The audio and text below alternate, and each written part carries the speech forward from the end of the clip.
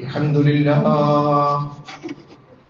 الحمد لله الذي خلق السماوات والأرض وجعل الظلمات والنور نحمد الله ونستعينه ونستغفره ونستهديه ونؤمن به ونتوكل عليه ونعوذ بالله من شرور أنفسنا ومن سيئات أعمالنا من يهده الله فلا مضل له ومن يضلل فلا هادي له وأشهد أن لا إله إلا الله وحده لا شريك له وأشهد أن محمدا عبده ورسوله الذي بلغ الرسالة وأدى الأمانة ونصح على هذه الأمة وجاهد في الله حق جهاده حتى أتانا اليقين اللهم صل على محمد وعلى آل محمد كما صليت على إبراهيم وعلى آل إبراهيم وبارك على محمد وعلى آل محمد كما باركت على إبراهيم وعلى آل إبراهيم في العالمين إنك حميد مجيد أيها الإخوان والأخوات أوصيكم ونفسي أولا بتقوى الله إن أريد إلا الإصلاح ما استطعت وما توفيقي إلا بالله عليه توكلت وإليه أنيب سبحانك اللهم لا علم لنا إلا ما علمتنا إنك أنت العليم الحكيم أعوذ بالله من الشيطان الرجيم بسم الله الرحمن الرحيم المال والبنون زينة الحياة الدنيا والباقيات الصالحات خير عند ربك ثوابا وخير أملا صدق الله العلي العظيم وصدق وبلغ رسوله النبي الكريم ونحن على ذلك من الشاهدين الشاكرين والحمد لله رب العالمين. ബഹുമാന്യരായ സത്യവിശ്വാസികളെ വിശ്വാസികളെ, റബ്ബ് സുബ്ഹാനഹു വ തആലയെ സൂക്ഷിച്ചും ഭയപ്പെട്ടും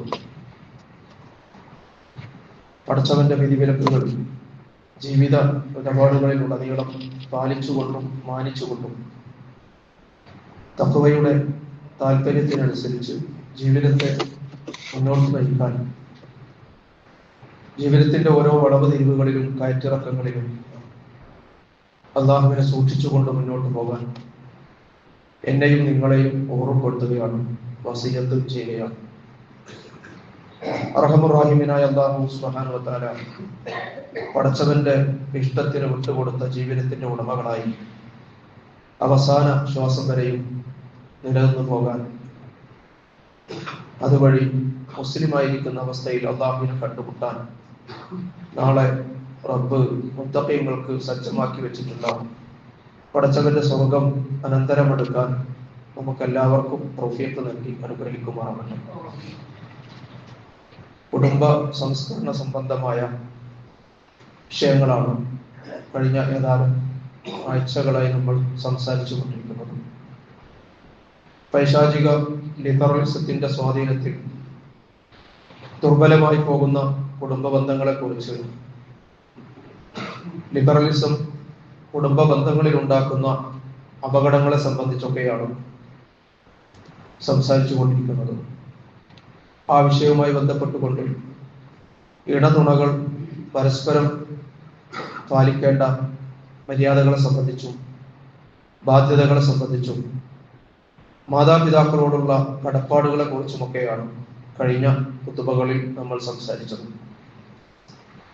ഈ വൃത്തികെട്ട പൈശാചിക ലിബറലിസത്തിന്റെ ഇരകളായി നമ്മുടെയൊക്കെ വീടുകളിൽ വളർന്നു വരുന്ന മക്കളെ കുറിച്ചാണ്, മക്കളോടുള്ള മാതാപിതാക്കളുടെ സമീപനത്തെയും പെരുമാറ്റത്തെയും കടപ്പാടുകളെയും സംബന്ധിച്ചാണ് ഇന്ന് ചില കാര്യങ്ങൾ സദസ്സുമായി സഹോദരങ്ങളുമായി പങ്കുവെക്കാൻ ആഗ്രഹിക്കുന്നു.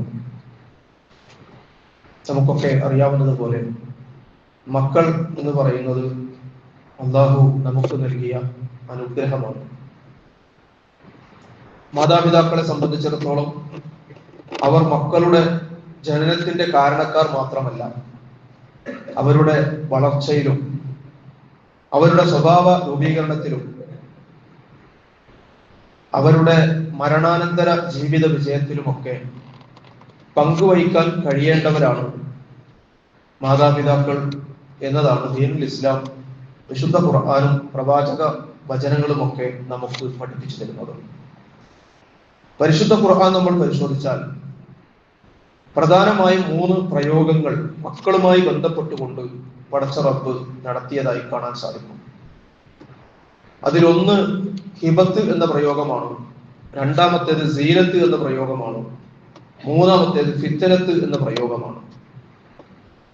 ഹിബത്ത് എന്ന് പറഞ്ഞാൽ സമ്മാനം എന്നാണ് അതിന്റെ അർത്ഥം.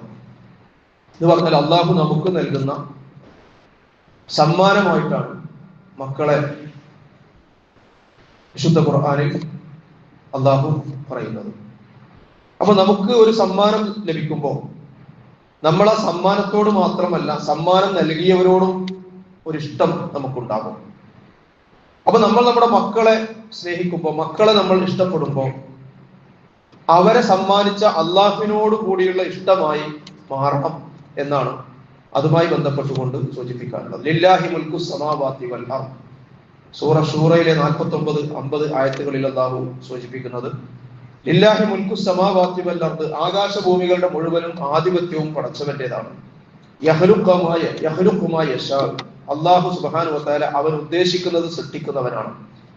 യഹബു ലിമൻ യശാഉ ഇനാഥ, അല്ലാഹു അവൻ ഉദ്ദേശിക്കുന്നവർക്ക് പെൺകുട്ടികളെ സമ്മാനിക്കുന്നു. വയഹബു ലിമൻ യശാഉ ദുക്കൂർ, അവൻ ഉദ്ദേശിക്കുന്നവർക്ക് ആൺകുട്ടികളെയും അല്ലാഹു സമ്മാനിക്കുന്നു. ഔ യുസവ്വിജുഹും ദുക്റാനും വഇനാഥ, പടച്ചവൻ ഉദ്ദേശിക്കുന്നവർക്ക് ആൺമക്കളെയും പെൺമക്കളെയും റബ്ബ് സുബ്ഹാനഹു വ തആല സമ്മാനിക്കുന്നു. വയജ്അലു മൻ യശാഉ അഖീമ, ഇനി അല്ലാഹു ഉദ്ദേശിക്കുന്നവരെ അല്ലാഹു വന്ധ്യരാക്കുകയും ചെയ്യുന്നു. ഇന്നഹു അലീമുൻ ഖദീർ, അവനെല്ലാം അറിയുന്നവനും എല്ലാറ്റിനും കഴിവുള്ളവനുമാകുന്നു. അപ്പോ സന്താനങ്ങളെ നൽകുന്നതും അതിൽ തന്നെ ആൺകുട്ടികളെ നൽകുന്നതും പെൺകുട്ടികളെ നൽകുന്നതും പെൺകുട്ടികളെയും ആൺകുട്ടികളെയും ചേർത്ത് നൽകുന്നതും കുട്ടികളെ നൽകാതിരിക്കുന്നതുമൊക്കെ അള്ളാഹുവിന്റെ തീരുമാനത്തിന് വിധേയമാണ് എന്നാണ് ആ ആയത്തിലൂടെ അള്ളാഹു സുബ്ഹാനഹു വ തആല നമ്മളെ പഠിപ്പിക്കുന്നത്. സീനത്ത് എന്ന് പറഞ്ഞാൽ നമുക്കറിയാം അലങ്കാരം എന്നാണ് അതിന്റെ അർത്ഥം. അൽ മാലു വൽ ബനൂന സീനത്തുൽ ഹയാത്തി ദുനിയ എന്ന് സൂറത്തുൽ കഹ്ഫിന്റെ 46-ാമത്തെ ആയത്തിൽ അള്ളാഹു പറയുന്നുണ്ട്. സമ്പത്തും സന്താനങ്ങളും നിങ്ങളെ സംബന്ധിച്ചിടത്തോളം ഈ ഐഹിക ലോകത്ത് നിങ്ങൾക്ക് അലങ്കാരമാണ്. രണ്ടിനെയും ചേർത്തുകൊണ്ടുള്ള പ്രയോഗങ്ങൾ ഖുർആനിൽ മറ്റു പല സ്ഥലങ്ങളിലും നമുക്ക് കാണുവാൻ സാധിക്കും. അൽ മാലു വൽ ബനൂന സീനത്തുൽ ഹയാത്തി ദുനിയ, സമ്പത്തും സന്താനങ്ങളും ദുനിയാവിലെ ജീവിതത്തിൽ നിങ്ങൾക്ക് അലങ്കാരങ്ങളാണ്. അപ്പൊ ഈ ഐഹിക ജീവിതത്തിൽ മക്കൾ നമുക്ക് സന്തോഷകരമാകുന്ന അലങ്കാരങ്ങളാണ്. അവർക്ക് ലഭിക്കുന്ന നേട്ടങ്ങളൊക്കെ നമുക്ക് വലിയ ആനന്ദം ഉണ്ടാക്കാറുണ്ട്. അതോടൊപ്പം ഈ ലോകത്തിനപ്പുറത്തേക്ക് കൂടി ഗുണങ്ങൾ ലഭിക്കുന്ന രൂപത്തിലുള്ള മക്കൾ കൂടുതൽ സുഹൃതങ്ങളാക്കി മാറ്റാൻ നമുക്ക് കഴിയും. അഥവാ മക്കൾ നമുക്ക് ദുനിയാവിൽ മാത്രമല്ല ആഖിറത്തിലും അലങ്കാരമാകണം, ആഖിറത്തിലും അവർ നമുക്ക് അനുഗ്രഹമാകണം, ആഖിറത്തിലും അവർ നമ്മുടെ സന്തോഷ കാരണമാകണം എന്നുകൂടി ആ സന്ദർഭത്തിൽ നമ്മൾ മനസ്സിലാക്കണം. ഫിത്നത്ത് എന്നൊരു പ്രയോഗം കൂടി മക്കളുമായി ബന്ധപ്പെട്ടുകൊണ്ട് ഖുർആനിൽ നടത്തിയിട്ടുണ്ട്. ഫിത്നത്ത് എന്ന് പറഞ്ഞാൽ പരീക്ഷണം, ഫിത്ന എന്ന് പറഞ്ഞാൽ പരീക്ഷണം എന്നാണ് അർത്ഥം. വഅലമു അന്നമാ അംവാലുക്കും ഔലാദുക്കും ഫിത്ന വ അന്നല്ലാഹ ഇൻദഹു അജ്റുൻ അദീം, സൂറത്ത് അംഫാലിലെ 28-ാമത്തെ ആയത്തിൽ നമുക്ക് ഇങ്ങനെ കാണാൻ സാധിക്കും. നിങ്ങൾ തിരിച്ചറിയണം, നിങ്ങൾ ശരിക്കും മനസ്സിലാക്കണം. അന്നമാ അംവാലുക്കും ഔലാദുക്കും ഫിത്ന, നിങ്ങൾക്ക് നൽകപ്പെട്ടിട്ടുള്ള സന്താനങ്ങളും സമ്പത്തും ഒക്കെ നിങ്ങൾക്ക് വലിയ പരീക്ഷണങ്ങളാണ്. വ അന്നല്ലാഹ ഇൻദഹു അജ്റുൻ അദീം, നിശ്ചയമായും പടച്ചവന്റെ അടുത്തുള്ളതാണ് ശരിയായ ഏറ്റവും മഹത്തായ പ്രതിഫലം എന്ന് പറയുന്നത്. അപ്പോ ഖുർആൻ തന്നെ സന്താനങ്ങളെയും സമ്പത്തിനെയും സംബന്ധിച്ച് ഒരേ സമയം അവ അലങ്കാരങ്ങളാണ് എന്ന് പറഞ്ഞ അതേ ഖുർആൻ തന്നെ ഇതേ സന്താനങ്ങളെയും സമ്പത്തിനെയും സംബന്ധിച്ചാണ് അവ നിങ്ങൾക്ക് പരീക്ഷണമാണ് എന്ന് കൂടി പറയുന്നത്. നമുക്കറിയാം മക്കൾ മാത്രമല്ലോ, അള്ളാഹു നൽകിയ മുഴുവൻ അനുഗ്രഹങ്ങളും നമ്മൾ ഈ ജീവിതത്തിൽ ഭൂമിയിലേക്ക് പിറന്നു വീണ നിമിഷം മുതൽ നമ്മൾ ഇവിടെ നിന്ന് റൂഹ് വിട പറയുന്ന നേരം വരെയും നമുക്ക് ഈ ദുനിയാവിൽ ലഭിച്ച എല്ലാ അനുഗ്രഹങ്ങളും പരീക്ഷണങ്ങൾ കൂടിയാണ് എന്ന് തിരിച്ചറിയുന്നവനാണ് വിശ്വാസികൾ എന്ന് പറയുന്നത്. സമ്പത്തും അങ്ങനെ തന്നെയാണ്. സമ്പത്ത് അനുഗ്രഹമാകുന്നതോടൊപ്പം പരീക്ഷണം കൂടിയാണ്.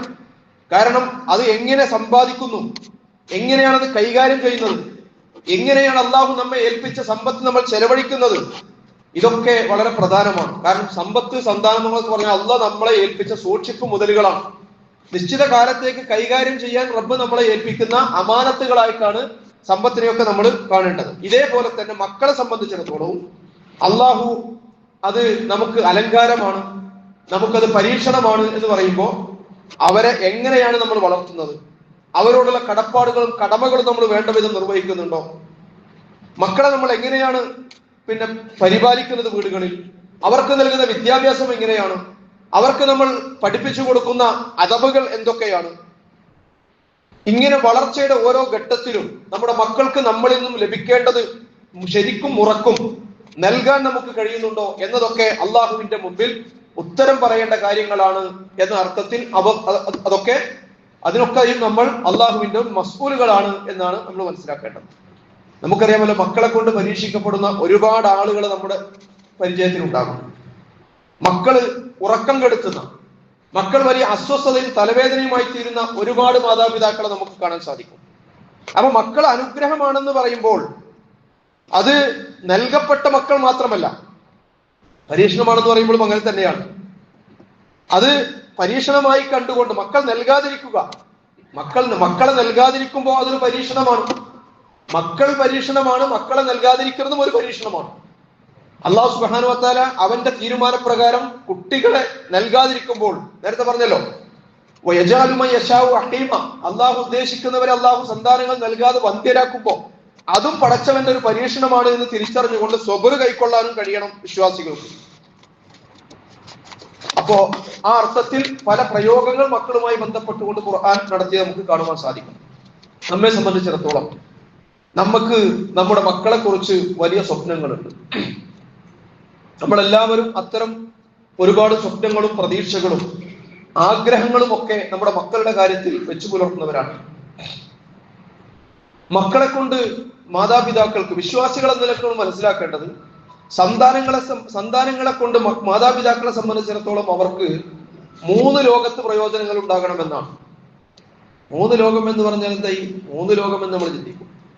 3 ഇടങ്ങളിലും, നമ്മൾ കടന്നു പോകുന്ന 3 ഇടങ്ങളിലും മക്കൾ നമുക്ക് പ്രയോജനകരമാകണം എന്നതാണ് ഇസ്ലാമിന്റെ കാഴ്ചപ്പാട്. ഒന്ന്, നമ്മളിപ്പോൾ ജീവിച്ചുകൊണ്ടിരിക്കുന്ന ഈ ദുനിയാവിലാണ്. രണ്ടാമത്തേത്, നമ്മൾ ഈ ദുനിയാവിനോട് വിട പറഞ്ഞാൽ യൗമുൽ ഖിയാമത്ത് സംഭവിക്കുന്നത് വരെയുള്ള നമ്മുടെ ബർസഖി ജീവിതത്തിലാണ്. മൂന്നാമത്തേത്, നമുക്ക് കാലാകാലം ശാശ്വതമായി ജീവിക്കാനുള്ള ആഖിറത്തിലാണ്. ഈ 3 ഇടങ്ങളിലും നമ്മുടെ മക്കളെ കൊണ്ട് നമുക്ക് പ്രയോജനം ഉണ്ടാകണം. നമ്മളാകുന്ന മക്കൾ നമ്മുടെ മാതാപിതാക്കൾക്ക് പ്രയോജനകരമാകണം. ഇത് രണ്ടും ഒരേപോലെ പരിഗണിക്കാൻ നമുക്ക് കഴിയണം. ഒന്ന്, ദുനിയാവിൽ മക്കളിൽ നിന്ന് നമുക്ക് ലഭിക്കേണ്ടത് സന്തോഷവും ആനന്ദവും ഒക്കെയാണ്. നമുക്ക് നമ്മുടെ മക്കൾ കൺകുളിർമയാകണം ഐഹിക ജീവിതത്തിൽ, അല്ലെ? വിനയാന്വിതരായ വിശ്വാസികളുടെ പടച്ചവനോടുള്ള പ്രാർത്ഥനയായി സൂറത്ത് ഫുർഖാന്റെ അവസാന ഭാഗത്ത് പറയുന്നുണ്ടല്ലോ, വല്ലദീന യഖൂലൂന റബ്ബനാ ഹബ് ലനാ മിൻ അസ്വാജിനാ വദുർരിയ്യാതിനാ ഖുറത അഅ്യുൻ വജഅൽനാ ലിൽ മുത്തഖീന ഇമാമ. അവരിങ്ങനെ പ്രാർത്ഥിച്ചുകൊണ്ടിരിക്കും പടച്ചവനോട്, മക്കളുടെ കാര്യത്തിലുള്ള പ്രാർത്ഥന, പടച്ചവനെ ഞങ്ങളുടെ ഇണകളിലും ഞങ്ങളുടെ സന്താനങ്ങളിലും ഞങ്ങൾക്ക് നീ കൺകുളിർമ നൽകണം, ഞങ്ങൾക്ക് നീ കൺകുളിർമ നൽകണം. ഇത് വിനയാന്വിതരായ വിശ്വാസികളുടെ പ്രാർത്ഥനയായിക്കൊണ്ട് വിശുദ്ധ ഖുർആൻ പഠിപ്പിച്ചതാണ്. അപ്പൊ ആ അർത്ഥത്തിൽ നമ്മുടെ മക്കൾ നമുക്ക് ദുനിയാവിൽ നമ്മുടെ കൺകുളിർമയാകണം, നമുക്ക് സന്തോഷകരമാകണം. നമ്മുടെ മക്കൾ നമുക്ക് അസ്വസ്ഥതയും നമുക്ക് തലവേദനയും ആകാത്ത മക്കളാകണം. അതുപോലെ തന്നെ നമ്മുടെ മരണശേഷം നമുക്കറിയാമല്ലോ, നമുക്ക് സുഹൃതങ്ങൾ ചെയ്യാനുള്ള അവസരം ദുനിയാവോട് ആയുസ് അവസാനിക്കുന്നതോടുകൂടി തീർന്നു പോകും, അല്ലെ? ഒരാൾക്ക് അമലുകൾ ചെയ്യാനുള്ള അവസരം ആയുസ് അവസാനിക്കുന്നതോടുകൂടി അവസാനിക്കും. പിന്നെ കർമ്മ ഫലങ്ങൾക്കുള്ള ലോകമാണ്. കർമ്മങ്ങളുടെ ലോകം എന്ന് പറയുന്നത് നമ്മുടെ റൂഹ് തൊണ്ടയിൽ നിന്നും വേർപിരിയുന്നത് വരെയുള്ള ഈ ഐഹിക ജീവിതമാണ്. പിന്നീട് നമ്മൾ കടന്നു പോകുന്ന ഇരു ലോകത്തും, നമ്മുടെ ബർസഖിലും നമ്മുടെ ആഖിറത്തിലും ആ കർമ്മഫലങ്ങൾ നമ്മൾ അനുഭവിക്കുന്ന കാലഘട്ടമാണ്. അപ്പൊ ആ അർത്ഥത്തിൽ നമ്മൾ മരിച്ചു പോയാലും, നമ്മൾ ഇവിടെ അമലുകളുടെ ലോകത്ത് നിന്ന് ഇവിടെ നിന്നും വിട പറഞ്ഞു പോയാലും, നമ്മിലേക്ക് സുഹൃതങ്ങൾ ഒഴുകിയെത്താനുള്ള വഴിയായി നമുക്ക് വേണ്ടി പ്രാർത്ഥിക്കുകയും നന്മകൾ ചെയ്യുകയും ചെയ്യുന്ന മക്കൾ ഉണ്ടാകുക എന്നത് പ്രധാനമാണ്. എന്ന് പറഞ്ഞാൽ നമ്മുടെ അമലുകൾ നമുക്ക് പ്രയോജനപ്പെടുന്ന അമലായി, സൽക്കർമ്മമായി നമ്മുടെ മക്കൾ ഇവിടെ ബാക്കിയാവുക എന്നതും നമ്മുടെ ഒരു കൺസേണിൽ, നമ്മുടെ ഒരു കാഴ്ചപ്പാടിൽ ഉണ്ടാവേണ്ട സംഗതിയാണ്. നമ്മുടെ ബർസഖി ജീവിതകാലം, ആ മക്കളിൽ നിന്നുള്ള നന്മകൾ നമ്മളിലേക്ക് ഒഴുകി പരക്കുന്ന അവസ്ഥകൾ നമുക്ക് ഉണ്ടാക്കിയെടുക്കാൻ കഴിയും. അബൂ ഹുറൈറ റളിയല്ലാഹു അൻഹുവിൽ നിന്ന് റിപ്പോർട്ട് ചെയ്ത ഒരു ഹദീസ് നമുക്ക് കാണാൻ സാധിക്കും. അന്ന റസൂലുള്ളാഹി സ്വല്ലല്ലാഹു അലൈഹി വസല്ലം, നബി സല്ലല്ലാഹു അലൈഹി വസല്ലം പറയുകയാണ്, ഇദാ മാത ഇബ്നു ആദം ഇൻഖതഅ അമലു ഇല്ലാ മിൻ സലാസ്. ആദമിന്റെ മക്കൾ മരണപ്പെട്ടു പോയാൽ അവരുടെ എല്ലാ കർമ്മങ്ങളും അതോടുകൂടി അവസാനിച്ചു, മുറിഞ്ഞുപോയി. ഇല്ലാ മിൻ സലാസ്, 3 കാര്യങ്ങൾ ബാക്കിയാകും. അത് മരിച്ചാലും അവർക്ക് തുടർന്നും ലഭിക്കുന്ന 3 അമലുകളെ സംബന്ധിച്ചാണ് പറയുന്നത്. ഒന്ന് സദഖത്തുൻ ജാരിയാണ്, ബാക്കി വെച്ച് പോകുന്ന സൽഫലം അവസാനിക്കാതെ നമ്മിലേക്ക് വന്നുകൊണ്ടിരിക്കുന്ന സദഖത്തുൻ ജാരിയാണ്, നിലനിൽക്കുന്ന ദാനങ്ങൾ. മറ്റൊന്ന് ഇൽമുൻ യുൻതഫഉ ബിഹി, പ്രയോജനപ്പെട്ട അറിവുകളാണ്. ആ അറിവ് പകർന്നു കൊടുത്ത് ആ അറിവിന്റെ അടിസ്ഥാനത്തിൽ മറ്റുള്ളവർ അമലുകൾ ചെയ്യുമ്പോൾ അതിന് കാരണക്കാരായ ആളുകൾക്ക് അതിന്റെ ഫലം ലഭിക്കും, ആ അറിവ് കൊണ്ട് തനിക്ക് ലഭിച്ച പ്രയോജനം. അതുപോലെ തന്നെ ഔ വലതുൻ സ്വാലിഹുൻ യദ്ഉ ലഹു, അവർക്ക് വേണ്ടി പ്രാർത്ഥിക്കുന്ന സ്വാലിഹികളായ മക്കളാണ്. ആ മക്കളുടെ പ്രാർത്ഥനയുടെ ഫലം മനുഷ്യൻ മരിച്ചു പോയാലും ബർസഖിയായ ജീവിതത്തിലേക്കും നാളെ പാരത്രിക ജീവിതത്തിലേക്കും അതിന്റെ ഫലം ആ മാതാപിതാക്കൾക്ക് ലഭിക്കുമെന്നതാണ്. അപ്പോ പരലോകത്ത് മക്കൾ നമുക്ക് അനുഗ്രഹമാകണം. പരിശുദ്ധ ഖുർആൻ പഠിപ്പിക്കാൻ തയ്യാറാകുന്ന മാതാപിതാക്കളെ സംബന്ധിച്ചിടത്തോളം, മക്കളെ ഖുർആൻ പഠിപ്പിക്കുന്ന മാതാപിതാക്കളെ സംബന്ധിച്ചിടത്തോളം അതിന് പ്രത്യേകമായി അവർ ആദരിക്കപ്പെടുകയും പരിഗണിക്കപ്പെടുകയും ചെയ്യുമെന്ന് റസൂലുള്ളാഹി സ്വല്ലല്ലാഹു അലൈഹി വസല്ലം. നാളെ പരലോകത്ത് മൻ ഖറഅൽ ഖുർആൻ വതഅല്ലമഹു വഅമില ബിഹി, ഖുർആൻ പഠിക്കുകയും പഠിപ്പിക്കുകയും അതനുസരിച്ച് അമലുകൾ ചെയ്യുന്ന ആളുകളെ സംബന്ധിച്ചിടത്തോളം നാളെ പരലോകത്ത് അവരുടെ തലയിൽ ഒരു പ്രത്യേകമായ പ്രകാശത്തിന്റെ ഒരു കിരീടം അല്ലാഹു സുബ്ഹാനഹു വ തആല വെച്ചു കൊടുക്കുമെന്നാണ്. സൂര്യനെ പോലെ വെട്ടിത്തിളങ്ങുന്ന പ്രകാശത്തിന്റെ കിരീടം തങ്ങളുടെ തലയിൽ വെക്കുമ്പോ അവർ ചോദിക്കും, ബിമാ കുസീന ഹാദാ, എന്തിനാണ് ഞങ്ങളിൽ ഇത് അണിയിക്കപ്പെട്ടത് എന്ന് ചോദിച്ചാൽ അല്ലാഹു സുബ്ഹാനഹു വ തആല പറയും, നിങ്ങളുടെ മക്കൾക്ക് ഖുർആൻ പഠിപ്പിച്ചതിന്റെ ഫലമായിട്ടാണത്. അപ്പോ നമ്മുടെ മക്കൾക്ക് നമ്മൾ നൽകുന്ന വിദ്യാഭ്യാസങ്ങളിൽ ഏറ്റവും പ്രധാനം മക്കൾക്ക് പരിശുദ്ധ ഖുർആൻ, അള്ളാഹുവിന്റെ ഗ്രന്ഥം പഠിപ്പിക്കുക എന്ന ഒരു വലിയ വിജ്ഞാനമാണ്. അതിന്റെ ഫലം ദുനിയാവിൽ അവരുടെ ജീവിതത്തിൽ ലഭിക്കും. അതിന്റെ സൽഫലം നമുക്ക് ഐഹിക ലോകത്ത് മാത്രമല്ല പാരത്രിക ജീവിതത്തിലും അതിന്റെ ഫലം നമുക്ക് ലഭിക്കുക എന്നതാണ്. നമുക്കറിയാം, പെൺകുട്ടികൾ പിറക്കുന്നത് പോലും അപമാനമായി കരുതിയിരുന്ന ഒരു കാലത്ത് ദീനുൽ ഇസ്ലാം പെൺകുട്ടികളുടെ കാര്യത്തിൽ നടത്തിയ ഇടപെടലുകളെ സംബന്ധിച്ച്, പെൺകുട്ടികൾ ഒരു വിശ്വാസിക്ക് വലിയ അനുഗ്രഹമാണ്, വലിയ സൗഭാഗ്യമാണ്. അവരെ നല്ലതുപോലെ വളർത്തിയാൽ അവർ മുഖേന മാതാപിതാക്കൾക്ക് സ്വർഗം ലഭിക്കാനുള്ള അവസരം അള്ളാഹുവിന്റെ പ്രവാചകൻ വിശ്വാസികൾക്ക് നൽകിയിരിക്കുകയാണ്. അല്ലെ, ഏത് കാലത്താണ് ഇത് പറയുന്നത്? പെൺമക്കൾ ജനിച്ചാൽ വൈദാ ബുശ്ശിറ അഹദുഹും ബിൽ ഉൻസ വല്ല വജ്ഹുഹു മുസ്ബദ്ദൻ വഹുവ കരീം വഹുവ ഖദീർ യതവാറാ മിനൽ ഖൗമി മിൻ സൂഇൻ മാ ബുശ്ശിറ ബിഹി അയുംസികുഹു അലാ ഹൂനിൻ അം യദുസ്സുഹു ബിത്തുറാബ്. മുഖം ഇങ്ങനെ അങ്ങോട്ട് വളർന്നു പോകും, വളർച്ച ബാധിച്ച് വിളറിപ്പോകുന്ന ഒരവസ്ഥ. പെൺകുട്ടി പിറന്നു എന്ന് വിവരം കിട്ടുമ്പോ ഇതിനെ അപമാനഭാരം സഹിച്ചുകൊണ്ട് ഇതിനെ വളർത്തണമോ അതല്ല കൊന്നു കുഴിച്ചു കൂടണമോ എന്ന് ചിന്തിച്ചിരുന്ന ഒരു കാലം. ആ കാലത്താണ് റസൂലുള്ളാഹി സ്വല്ലല്ലാഹു അലൈഹി വസല്ലം പറയുന്നത്, നിങ്ങൾക്ക് അല്ലാഹു സുബ്ഹാനഹു വ തആല മൻ കാന ലഹു സലാത്തു ബനാത്തിൻ ഔ സലാത്തു അഖവാത്തിൻ ഔ ബനതാൻ ഔ ഉഖ്താൻ ഫഅഹ്സന സുഹബതഹുൻ വത്തഖില്ലാഹ ഫീഹിന്ന ദഖലൽ ജന്ന. ആർക്കെങ്കിലും അല്ലാഹു 3 പെൺകുട്ടികളെ നൽകി, അതല്ലെങ്കിൽ അവരെ അവലംബിച്ചു കഴിയേണ്ട 3 സഹോദരിമാരെ നൽകി, അല്ലെങ്കിൽ 2 പെൺകുട്ടികളെ നൽകി, അല്ലെങ്കിൽ 2 സഹോദരികളെ നൽകി, അവരുമായി സഹവാസം നന്നാക്കുകയും അവർക്ക് നല്ല ദീനനുസരിച്ച് അവരെ വളർത്തുകയും ചെയ്തു കഴിഞ്ഞാൽ ദഖലൽ ജന്ന, അവരെ കാത്തിരിക്കുന്നത് അള്ളാഹുവിന്റെ സ്വർഗമാണ് എന്ന് റസൂലുള്ളാഹി സ്വല്ലല്ലാഹു അലൈഹി വസല്ലമ സന്തോഷ വാർത്ത നൽകുകയാണ്. അപ്പൊ ഞാൻ സൂചിപ്പിച്ചു വരുന്നത്, മക്കൾ നമ്മുടെ ബർസഖിൽ പ്രയോജനപ്പെടും. നമുക്ക് നമ്മുടെ സ്വർഗ കാരണമായി തീരും. നമ്മുടെ തലയിൽ വെട്ടിത്തിളങ്ങുന്ന കിരീടം അണിയിക്കാൻ നമ്മുടെ മക്കൾ വഴി സാധിക്കും. ബർസഖിലേക്ക് ഒഴുകിപ്പരുക്കുന്ന അള്ളാഹുവിന്റെ അജറിനുള്ള അവസരം നമ്മുടെ സന്താനങ്ങൾ വഴി നമുക്ക് ലഭിക്കും. ഇതൊക്കെ ലഭിക്കുന്നത് എങ്ങനെയാണെന്ന് ചോദിച്ചാൽ, മാതാപിതാക്കൾ എന്ന നിലക്ക് മക്കളോടുള്ള കടമകൾ, മക്കളോടുള്ള ബാധ്യതകൾ വേണ്ട വിധം നിർവഹിക്കപ്പെടുമ്പോഴാണ്. ഒരിക്കൽ മഹാനായ ഉമർ റളിയല്ലാഹു അൻഹുവിന്റെ അടുത്ത് മകനെ കുറിച്ച് പരാതിയുമായി ഒരു പിതാവ് വരികയുണ്ടായി. ആ പിതാവിന്റെ പരാതിയൊക്കെ കേട്ടിട്ട് ഉമർ മകനെ വിളിച്ചു കാര്യങ്ങൾ അന്വേഷിച്ചപ്പോ ഈ മകൻ ഉമർ റളിയല്ലാഹു ചോദിക്കുന്നുണ്ട്, അല്ല അമീറുൽ മുഅ്മിനീൻ, മാതാപിതാക്കൾക്ക് മക്കളോട് കടമകളൊന്നുമില്ലേ എന്ന് ചോദിക്കുന്നുണ്ട്. അപ്പോ ഉമർ റളിയല്ലാഹു പറഞ്ഞു, ഉണ്ട്, മാതാപിതാക്കൾക്ക് മക്കളോടുള്ള കടമകളുണ്ട്. അതിൽ ഏറ്റവും പ്രധാനപ്പെട്ടത് മക്കൾക്ക് നല്ല ഉമ്മയെ തെരഞ്ഞെടുക്കുക എന്നതാണ്. നല്ല ഉമ്മയെയും ഉപ്പയെയും തെരഞ്ഞെടുക്കുക എന്നതാണ്. ഇത് പലപ്പോഴും നമ്മൾ പരിഗണിക്കാറുണ്ടോ എന്ന് നമ്മൾ ആലോചിച്ച് നോക്കണം. നമ്മുടെ മക്കൾക്കൊക്കെ നമ്മൾ ഇണകളെ അന്വേഷിക്കുമ്പോൾ, നമ്മൾ തന്നെയും നമുക്ക് ഇണകളെ അന്വേഷിക്കുമ്പോൾ ഈ ഒരു പരിഗണന നമ്മുടെ ഭാഗത്ത് ഉണ്ടാവാറുണ്ടോ? എന്റെ കുട്ടിക്ക്, എന്റെ മകൾക്ക് ഞാൻ പുതിയാപ്ലയെ അന്വേഷിക്കുമ്പോൾ എന്റെ പേരക്കുട്ടികളുടെ ഉപ്പയെയാണ് ഞാൻ തെരഞ്ഞെടുക്കുന്നത്. എന്റെ മകളുടെ കുട്ടികളുടെ ഉപ്പയെയാണ് ഞാൻ തെരഞ്ഞെടുക്കുന്നത്. എന്റെ മകന് ഞാൻ ഇണയെ തെരഞ്ഞെടുക്കുമ്പോ എന്റെ മകന്റെ കുട്ടികളുടെ ഉമ്മയാണ് ഞാൻ തെരഞ്ഞെടുക്കുന്നത്. എന്റെ പേരക്കുട്ടികളുടെ ഉമ്മയാണ് ഞാൻ തെരഞ്ഞെടുക്കുന്നത്. ഇങ്ങനെ ഒരു കാഴ്ചപ്പാട്. അതുകൊണ്ട് അവിടെ പരിഗണിക്കേണ്ട, ഇണകളുടെ തെരഞ്ഞെടുപ്പിൽ പരിഗണിക്കേണ്ട പ്രവാചകൻ സല്ലല്ലാഹു അലൈഹി വസല്ലമ പറഞ്ഞ ഫദ്ഫർ ബിദാത്തിദ്ദീൻ, ദീനിനെ നിങ്ങൾ മുറുകെ പിടിച്ചുകൊള്ളുക. അതായിരിക്കും നിങ്ങൾക്ക് ദുനിയാവിൽ സമാധാനമുള്ള ജീവിതത്തിനും പരലോകത്ത് അള്ളാഹുവിന്റെ സ്വർഗത്തിലേക്കുള്ള വഴിദൂരം കുറച്ചു കിട്ടാനും നിങ്ങൾക്ക് സഹായകരമായി തീരുക. അപ്പൊ ഇത് കുടുംബജീവിതവുമായി ബന്ധപ്പെട്ട് നമ്മളൊക്കെ ഇടപെടുന്ന വ്യത്യസ്ത ഇടങ്ങളിൽ നമ്മുടെ സജീവ പരിഗണനയ്ക്ക് വരേണ്ട വിഷയമാണ്. അപ്പോ നിന്റെ പിതാവിന് നിന്നോടുള്ള ബാധ്യതകളിൽ ഒന്ന് നല്ല ഉമ്മയെ നൽകുക എന്നതാണ്, മറ്റൊന്ന് നിനക്ക് നല്ല പേരിടുക എന്നതാണ്, മൂന്നാമത്തേത് നിനക്ക് ഖുർആൻ പഠിപ്പിക്കുക എന്നതാണ്. അന്നേരം ഈ കുട്ടി ഉമർ റളിയല്ലാഹു പറയുന്നുണ്ട്, ഇത് മൂന്നും എന്റെ പിതാവ് എനിക്ക് നൽകിയിട്ടില്ല.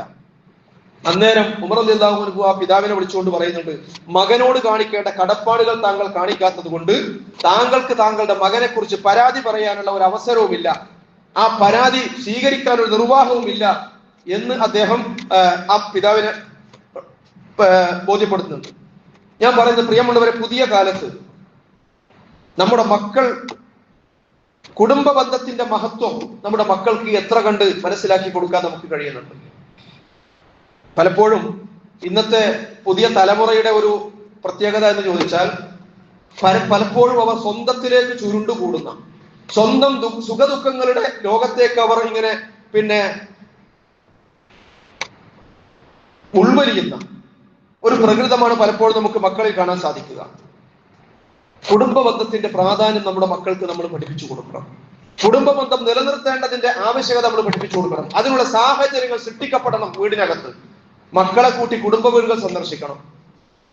ഒരുപക്ഷെ അവർക്ക് തുടക്കത്തിൽ വലിയ താല്പര്യം പ്രകടിപ്പിച്ചോളുന്നില്ല, അവരുടെ സമയനഷ്ടമായിട്ടൊക്കെ അവർ മനസ്സിലാക്കും. പക്ഷേ നമ്മളിൽ നിന്നും അവർക്ക് അനുഭവിച്ചറിയാൻ കഴിയണം, അവർക്ക് പകർന്നു കൊടുക്കാൻ കഴിയണം കുടുംബ ബന്ധത്തിന് ദീനുൽ ഇസ്ലാമിലുള്ള പ്രാധാന്യം, കുടുംബ ബന്ധം സ്ഥാപിക്കുന്നിടത്ത് അള്ളാഹു നൽകുന്ന പ്രതിഫലം. ഇതൊക്കെ നമ്മുടെ മക്കൾക്ക് പറഞ്ഞു കൊടുക്കുക മാത്രമല്ല, മക്കളെ കൂട്ടി കുടുംബ സന്ദർശനങ്ങൾക്കുള്ള അവസരങ്ങൾ സൃഷ്ടിക്കുവാനും നമുക്ക് കഴിയണം. അതുപോലെ തന്നെ കുട്ടികൾക്ക് ജീവിതത്തിൽ നല്ല സ്വഭാവങ്ങളും നല്ല പെരുമാറ്റ മര്യാദകളും പഠിപ്പിച്ചു കൊടുക്കുന്നതിനേക്കാൾ മഹത്വമുള്ള ഒരു കാര്യവുമില്ല എന്ന് നമ്മൾ മനസ്സിലാക്കണം. കുട്ടികൾക്ക് നല്ല സ്വഭാവങ്ങളും നല്ല പെരുമാറ്റങ്ങളും പഠിപ്പിച്ചു കൊടുക്കണം. അപ്പൊ നമ്മൾ വിചാരിക്കും, കുട്ടികളെ നമ്മൾ മദ്രസ പറഞ്ഞേക്കണില്ല, ഓൻ 7ാം ക്ലാസ് വരെ മദ്രസ പഠിച്ചതല്ലേ എന്നാ പറയാം. ഇവിടെ നമ്മൾ തിരിച്ചറിയേണ്ടത്, കേവലം മദ്രസയിൽ അയക്കുന്നത് കൊണ്ട് മാത്രം നമ്മുടെ മക്കളുടെ കാര്യത്തിൽ നമ്മൾ തൃപ്തി അടയരുത് എന്നതാണ്. മാതാപിതാക്കൾ മക്കളുടെ റോൾ മോഡൽ ആകാൻ നമുക്ക് കഴിയുന്നുണ്ടോ? അവരുടെ അധ്യാപകരാകാൻ നമുക്ക് കഴിയുന്നുണ്ടോ? മാതാപിതാക്കളെ കണ്ടുകൊണ്ടാണല്ലോ മക്കൾ പഠിക്കുന്നത്. ഉസ്താദിനെ അനുസരിക്കുന്നതിനേക്കാൾ, ഉസ്താദിൽ നിന്ന് പഠിക്കുന്നതിനേക്കാൾ മക്കൾക്ക് പഠിക്കാനുള്ള ഇടങ്ങൾ നമ്മുടെ വീടകങ്ങളാണ് എന്ന് നമ്മൾ മനസ്സിലാക്കണം. അനുകരണീയമായ, മക്കൾ നമ്മെ അനുസരിക്കുന്നതിനേക്കാൾ നമ്മെ അനുകരിക്കാനാണ് ശ്രമിക്കുക എന്ന് തിരിച്ചറിഞ്ഞുകൊണ്ട് മക്കൾക്ക്, നമ്മുടെ വീടുകളിൽ വളർന്നു വരുന്ന നമ്മുടെ കുട്ടികൾക്ക് അനുകരിക്കാവുന്ന മാതൃകകളായി മാതാപിതാക്കൾ മാറണം. വീടുകൾക്കുള്ളിൽ ഇസ്ലാമിക ജീവിതത്തിന്റെ ജീവിക്കുന്ന മാതൃകകൾ, ഇസ്ലാമിക കുടുംബ ജീവിതത്തിന്റെ അനുഭവിക്കാൻ കഴിയുന്ന മാതൃകകൾ. ആയി മാറാൻ നമുക്ക് കഴിയണം. സുബൈക്ക് പള്ളി പോവാത്ത ഒരു വാപ്പ മോനോട് സുബൈസ്കരിക്കാൻ പറയാൻ എന്താ അർഹത ഉണ്ടാവുക? ആവശ്യത്തിനും അനാവശ്യത്തിനും ഒക്കെ കള്ളം പറയുന്നതിൽ ഒരു പിശുക്കും കാണിക്കാത്ത ഒരു പിതാവ് മകൻ സത്യസന്ധനാകണമെന്ന് എങ്ങനെയാണ് ആഗ്രഹിക്കാൻ കഴിയുക എന്ന് കൂടി നമ്മൾ മനസ്സിലാക്കണം. പാഠപുസ്തകങ്ങളിലും മദ്രസകളിലും ഒക്കെ മക്കൾ പഠിക്കുന്ന മൂല്യങ്ങളും നന്മകളും മാതാപിതാക്കളുടെ ജീവിതത്തിൽ ഇല്ലെങ്കിൽ പ്രിയമുള്ളവരെ പഠിക്കുന്നതൊന്നും നമ്മുടെ മക്കളുടെ ജീവിതത്തിൽ ഉണ്ടാവുകയില്ല എന്ന് നമ്മൾ തിരിച്ചറിയണം. ഉണ്ടാകണമെന്ന് നമ്മൾ ആഗ്രഹിച്ചാൽ പോലും അത് അതിമോഹം മാത്രമായിരിക്കുമെന്ന് നമ്മൾ മനസ്സിലാക്കണം. നമ്മുടെ മക്കൾക്ക് നല്ല ശീലങ്ങൾ പ്രായോഗികമായി നമ്മളിൽ നിന്നും പകർന്നു കിട്ടാൻ നമ്മൾ അവസരം ഉണ്ടാക്കണം.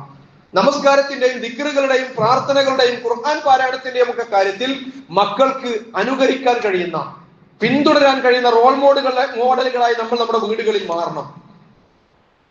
നമ്മുടെ മക്കളോട് നമുക്ക് സ്നേഹമുണ്ട്. മക്കളെ സ്നേഹിക്കാത്തവരാരുണ്ടാവില്ല. പക്ഷെ മക്കളോടുള്ള സ്നേഹം നമ്മൾ പ്രകടിപ്പിക്കുന്നത് എത്ര മാത്രമാണ്. അവർക്ക് തന്റെ പിതാവ്, തന്റെ വാപ്പാക്ക് താൻ പ്രിയപ്പെട്ടവനാണ് അല്ലെങ്കിൽ പ്രിയപ്പെട്ടവളാണ് എന്ന ആ ഒരു ബോധ്യം സൃഷ്ടിക്കുന്നിടത്ത് മക്കളോടുള്ള സ്നേഹം പ്രകടിപ്പിക്കാൻ നമുക്ക് കഴിയണം. നമ്മുടെ മക്കളുടെ ചെറിയ നന്മകളെ പോലും പിശുക്ക് കാണിക്കാതെ പ്രോത്സാഹിപ്പിക്കാൻ നമുക്ക് സാധിക്കണം. മക്കളുടെ കൊച്ചു കൊച്ചു നന്മകളെ അഭിനന്ദിക്കുന്നതിനും നമ്മൾ പിശുക്ക് കാണിക്കാൻ പാടില്ല.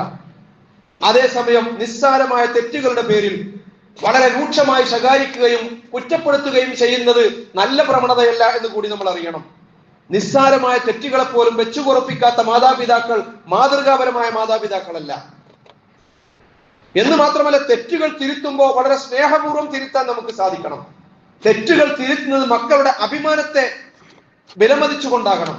മക്കളുടെ അഭിമാനത്തെ വ്രണപ്പെടുത്തുന്ന രീതിയിൽ അവരുടെ തെറ്റുകൾ തിരുത്തുന്നത് വിപരീത ഫലം ചെയ്യുമെന്ന് നമ്മൾ തിരിച്ചറിയണം. കൂട്ടുകാരുടെ കൂടെ കളിക്കുന്ന മക്കളിൽ നേരത്തെ പറഞ്ഞ എന്തെങ്കിലും ഒരു സംഗതി അവൻ ചെയ്തിട്ടില്ലെങ്കിൽ, അല്ലെങ്കിൽ എന്തെങ്കിലും ഒരു അനുസരണക്കേട് നേരത്തെ കാണിച്ചിട്ടുണ്ടെങ്കിൽ, കളിക്കുന്ന കൂട്ടുകാരുടെ കൂടെ കളിക്കുന്ന മക്കളെ അവരുടെ ഇടയിൽ വെച്ച് നമ്മൾ ഒരു കാരണവശാലും കുറ്റപ്പെടുത്തരുത്. അത് അവരുടെ മനസ്സിൽ വലിയ മുറിവുകൾ ഉണ്ടാക്കുമെന്ന് നമ്മൾ മനസ്സിലാക്കണം. കൂട്ടുകാരുടെ ഇടയിൽ വെച്ച് മക്കളെ ശിക്ഷിക്കുന്നതും വലിയ അബദ്ധമാണ് എന്ന് നമ്മൾ തിരിച്ചറിയണം.